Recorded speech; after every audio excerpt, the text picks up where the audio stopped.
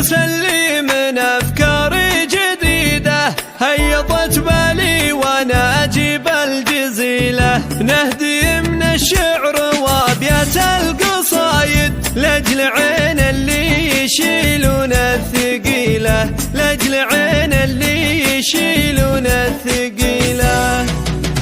الهجوس اللي من أفكاري جديدة هيضت بالي وانا اجيب الجزيلة، نهدي من الشعر وابيات القصايد لاجل عين اللي يشيلون الثقيلة. بشرونا في فهد واجمل بشارة وحلت الافراح في ايام جميلة، نحمد الله ربنا رب الخلايق بعد صبر اعوام وايام طويلة. جت هدايا الخير من رب العباد، ربنا اللي يرزق اللي يلتجي له، كلنا عم الفرح بالحين فينا الاقارب والاهل وكل القبيلة. الفرح ما له نهاية والمشاعر والمشاعر طاغية في كل ليلة، ويا طلال الله عسى الفرحة كبيرة غنقا في الشعر يا رعى الجميلة. أشهد إنك صاحب الكف الكريمة أرجح بين العرب ما هالسكيلة، جدك ولدت أمران دوم وافي جابر اللي بالفعل ما فيه ميلة، زاحم اللي في المواقف حي عينه خطوته صوب المعالي مستحيلة، طارق اللي من رياجيل المبادئ كل